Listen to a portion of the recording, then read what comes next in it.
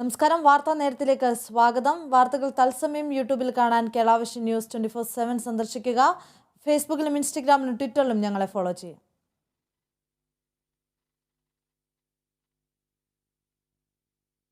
നോക്കാം പ്രധാന വാർത്തകൾ.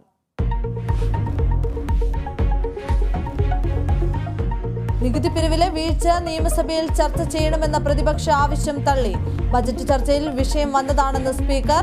അടിയന്തര പ്രമേയത്തിന് അനുമതിയില്ല. പ്രതിപക്ഷം ഇറങ്ങിപ്പോയി. മുഖ്യമന്ത്രി സ്പീക്കറെ ഭയപ്പെടുത്തുന്നുവെന്ന പ്രതിപക്ഷ നേതാവ്. സ്പീക്കറുടെ നിഷ്പക്ഷ നിലപാടിന് മുഖ്യമന്ത്രി തടസ്സമെന്നും വിമർശനം. തദ്ദേശ ഉപതെരഞ്ഞെടുപ്പുകളിൽ LDF മുന്നിൽ. 14 വാർഡുകളിൽ ജയം. സ്വതന്ത്രരടക്കം UDFന് 12 സീറ്റുകൾ. കല്ലൂപ്പാറയിലും തണ്ണീർമുക്കത്തും NDAക്ക് ജയം. ലൈഫ് മിഷൻ കോൾ കേസിൽ CM രവീന്ദ്രന് വീണ്ടും ED നോട്ടീസ്. മാർച്ച് 7-ന് ചോദ്യം ചെയ്യലിന് ഹാജരാകണം. ചോദ്യം ചെയ്യൽ രാവിലെ 10:30-ന് കൊച്ചിയിലെ ED ഓഫീസിൽ വെച്ച്.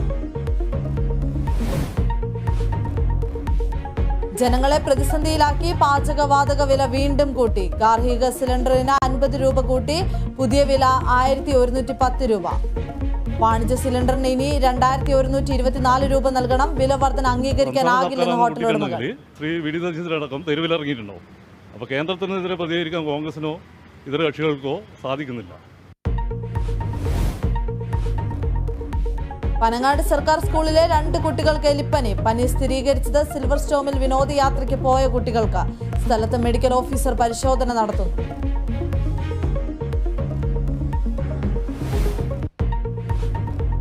ശസ്ത്രക്രിയയ്ക്കിടെ വയറ്റിൽ കത്രിക കുടുങ്ങിയ സംഭവത്തിൽ ആരോഗ്യമന്ത്രിക്കെതിരെ രൂക്ഷ വിമർശനവുമായി യുവതി. ആരോഗ്യമന്ത്രിയുടെ ഉറപ്പിന് ഒരു വിലയും ഇല്ലാതായെന്ന് കുറ്റപ്പെടുത്തൽ. തനിക്ക് നീതി നിഷേധിക്കപ്പെടുന്നതിന്റെ ഉത്തരവാദി സർക്കാർ.